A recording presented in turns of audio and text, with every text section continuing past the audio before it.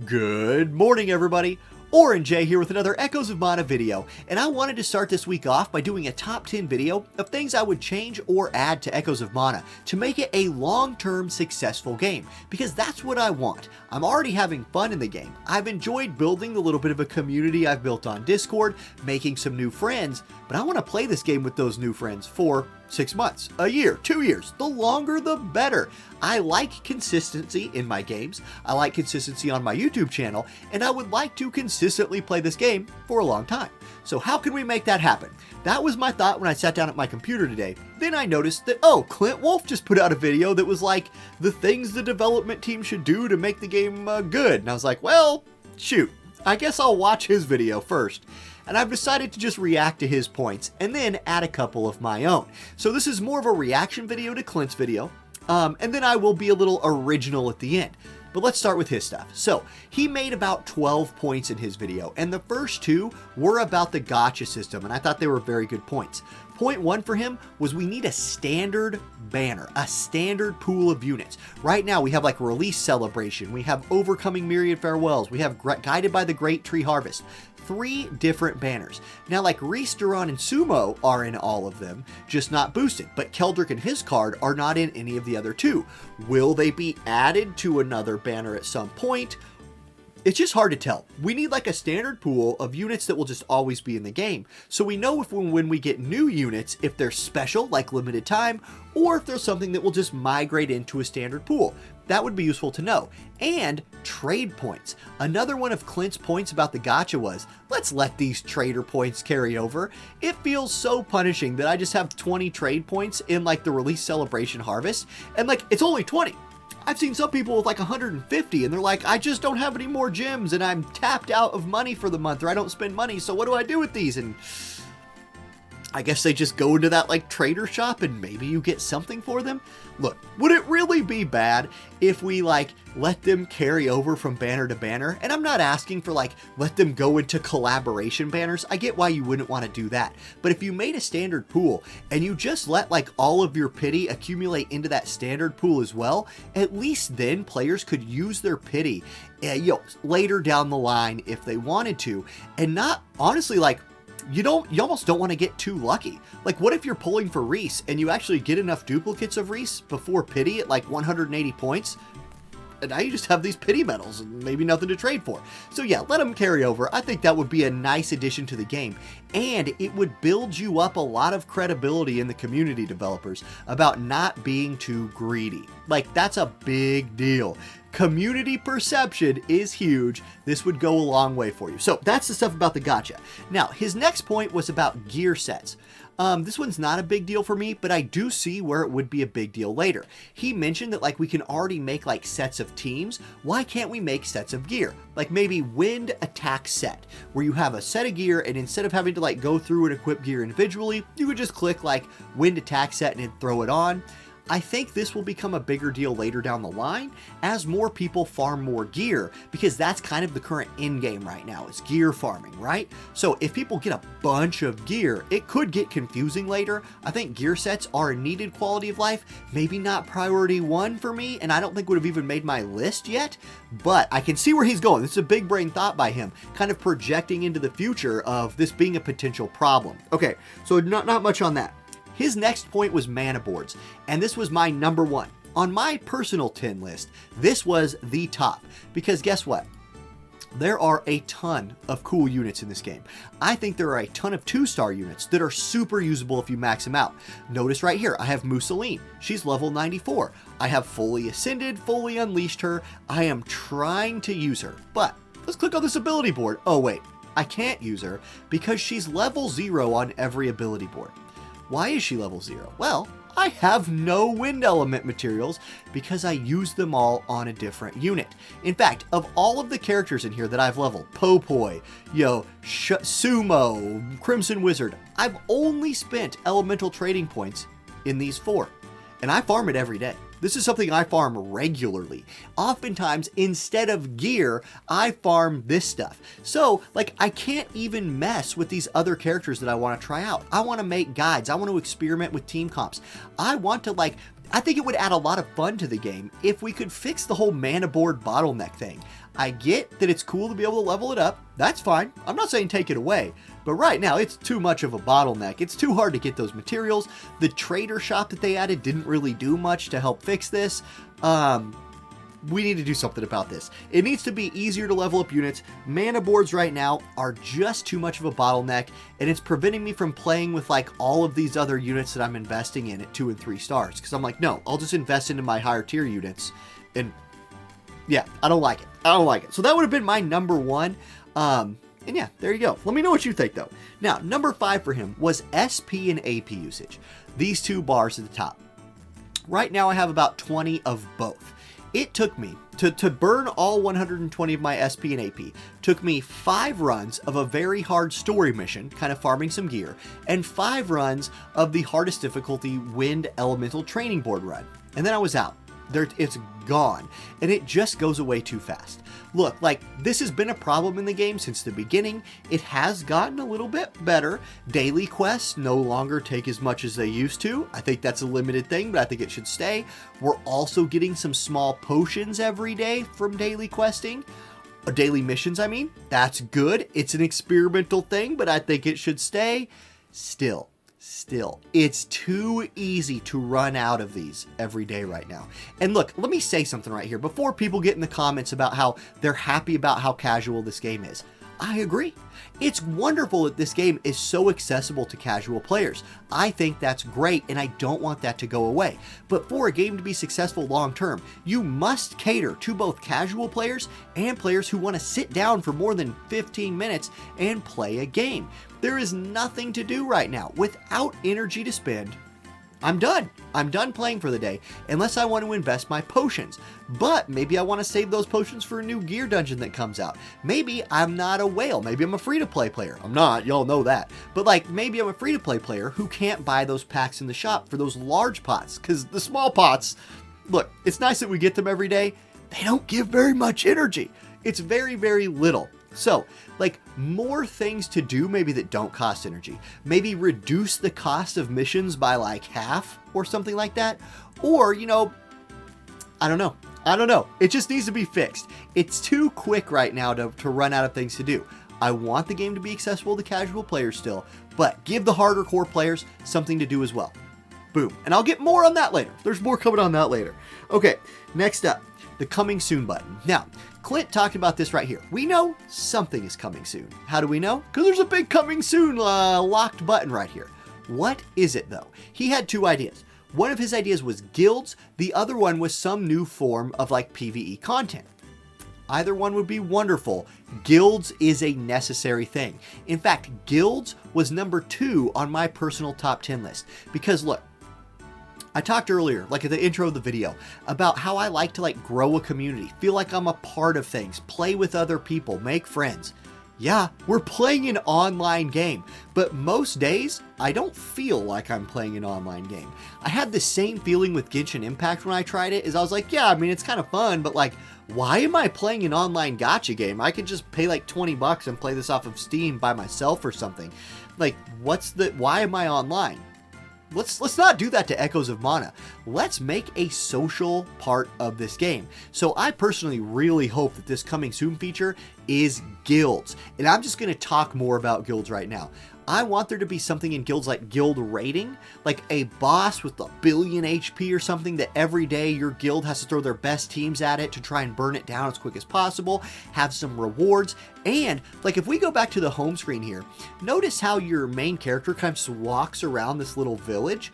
I would very much like this to be instead a little like guild HQ where your character is walking around and instead of other NPCs that you have, you see guild mates. Like maybe you can pick who this is and there's like things to plant, things to grow, a base to build on, something that you and your friends can do together to make the game better is going to be so important. Like allow me to feel like I'm playing an online game with my friends, not playing a solo game by myself, which every once in a while I can go like co-op on a boss. That's what I'm saying.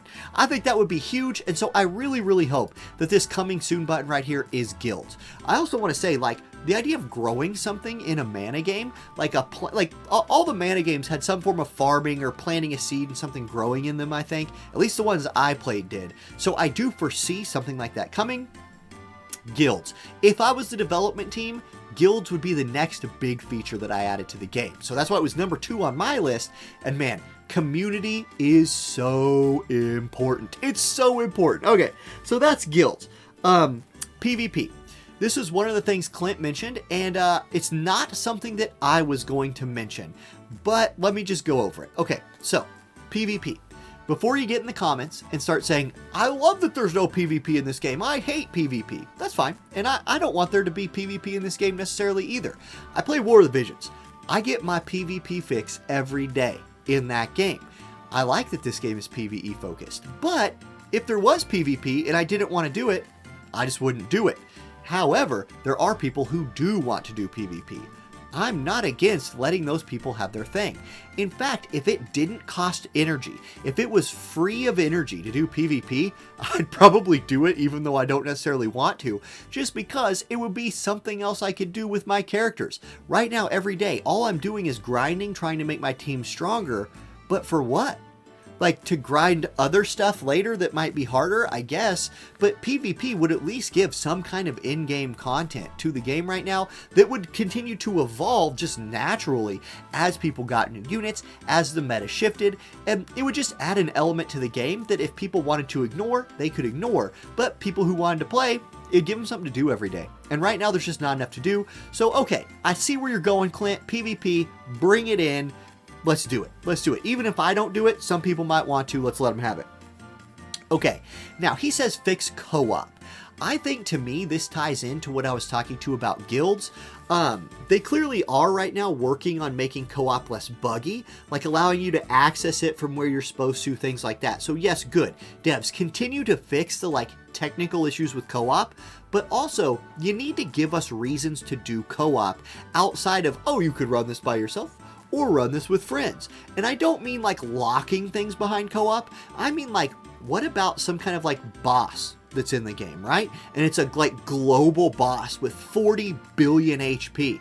And you just can make teams of 3 people together and go chip away at this boss and put leaderboards in the game, right? PvE content's what I'm talking about right here, where you and your 3 friends will be like, okay, this dude's weak to earth, he's weak to slashing, so we need Duran teams, and we need whatever else earth slashing units are in the game, and we're gonna go in there and we're gonna hit this boss and go for the high score. So hype. That would be so hype. And make it, again, not cost energy or something. And then when the boss dies, depending on how much damage you were able to do, there could be rewards that come out, or your guild could earn some cool, swag titles or tokens, or there's already in this game the ability to equip weapon skins. Maybe you could earn some of those. Just some reason to do co-op. It's a huge button right here on the screen. Huge button, but right now there's not much of a reason for me to use this button, besides just making a level that I could do by myself a little bit easier. So, more reasons to do co-op, but do continue to keep fixing what you're fixing right now. I like where you're going. Okay. Gear upgrade materials. This is another one that Clint mentioned that I would not have. It's just not been a big deal for me.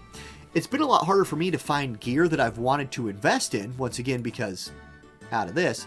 But I think the game's already pretty forgiving on when you sell already upgraded gear, getting a lot of those materials back. Lucre has been a lot harder of a resource for me to stay on top of, but I do think, again, he's right when you're looking at the future. If eventually you're going to want multiple different types of sets of gear, having more access to gear upgrade materials could only be a good thing. They've already put another Lucre kind of dungeon in the game. Maybe put another gear upgrade dungeon in the game that's half energy or something, and just so if people need it, they can go farm it. More things to do equals better. Sure, why not? Cash shop. Now this is one that was going to be on my top 5 for sure, and y'all know that I like to spend money in my games. In fact, I get sponsored to do certain videos, and when I get money from those sponsorships, I like to turn around and put it back into the game so I can do more videos and just keep that life cycle going, right?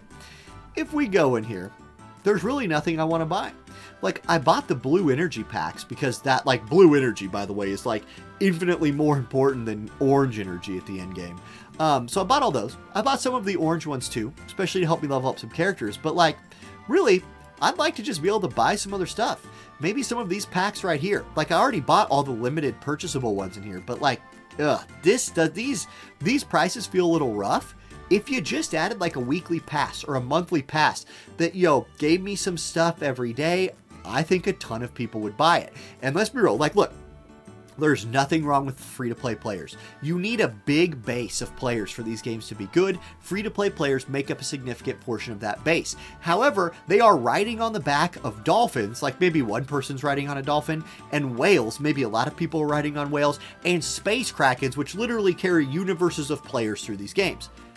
Give the spenders something to spend money on that feels like a deal. We like things that feel like deals. Even if it's monthly passes are really a good idea. Also, maybe every week have like a special discount on a gym pack so people can pull more, which would be awesome. The cash shop's weak right now. The cash shop is weak. And even for somebody like me who wants to spend money, I'm kind of having trouble finding things that I would want to buy right now. So just keep that in mind. I think there's a lot of people out there like me, spenders. Okay, and then keeping the community engaged. I thought this was a very big brain point by him, and he's not talking about things like in the game itself. He's talking about being active on social media, which they're doing a pretty good job of already. But hold things like an art contest. Let people draw a picture of their favorite character or something, send it in, and then share that on Facebook and Twitter from the official account. Continue to do community live streams. Find ways to engage the player base outside the game. So when people are sitting at work on their phone, oh, yeah, that's right. I do kind of want to play Echoes of Mana today. Oh, that's a cool picture this person drew or whatever. That's great. That's great. Keep people thinking about the game outside the game because they like it. It's fun. It's fun to get on Twitter and see an official account posting things about the game. People take that more seriously than other posts. So, good. Keep the people engaged. Now, that's kind of my reaction to Clint's points. A couple that I would like to add myself. AI changes. They're already doing this. They're already working on the AI right now. And here, I'll just go full screen here. They're already working on the AI. Healer has been the focus so far. And I don't play healers personally. I want to play Mussolini, but mana board problems. But, I have these units. We go into a fight on auto. All my units have a buff, right? It's a super armor buff or a shrink buff or an imp buff, and they don't use it. They just never cast it. I don't know why they don't. One time I did see Keldrick cast his, and I was like, did I accidentally push the button? Keldrick, did you just cast your super armor buff? What are you doing? Are you the 300 IQ Keldrick? And then, look, it would help the AI be so much more consistent if they buffed. Units like Duran and Keldrick rely on that super armor buff when they're just farming to not get crowd controlled to death. And right now the AI is just so dang unpredictable. I can go to a very hard farming stage, let's say it's chapter 5 very hard, the bonus quest, the last one you can do right now. Sometimes my party will just run that quest over, barely take any damage, and look, okay, cool. Then sometimes they'll lose on the first. They won't even go to the next screen. They'll just all group up for sleep over and over again, get slept, and get AoE'd to death. And I'm like, how can it be so different? I don't mind some variation, but that is drastically different. And so change the AI a little bit. Keep it coming. You're already working on it. You're already working on it, devs. So keep that AI, keep those AI changes coming. It needs to be a little bit more at least consistent than it is right now. More unit usage was going to be a big one for me. That ties into my mana board thing. I just want to be able to use more of these units in my roster for more things than just leveling fodder. I think there's a lot of 2-star units that are very, very usable. I'd like to test them out. I'd like to make some mono element teams out of 2 and 3-star units. Just can't do it right now. It's completely undoable. Completely undoable with the current state of the game. And then base building. This is why I talked about this with the guild feature, but just having some form of being able to affect the world. It's an online game. Give me a community, give us a place where we can gather and kind of customize to our own bidding or whatever. Okay, so that's my video, guys. I hope it was pretty good. Let me know what you think, what you'd like to see the game improve. Thank you, Clint, for making your video so I could react to it. Awesome. If you guys want to watch Clint's video, there will be a link in the description to that. And yeah, have a great week, everybody. I'll catch you next time. Peace.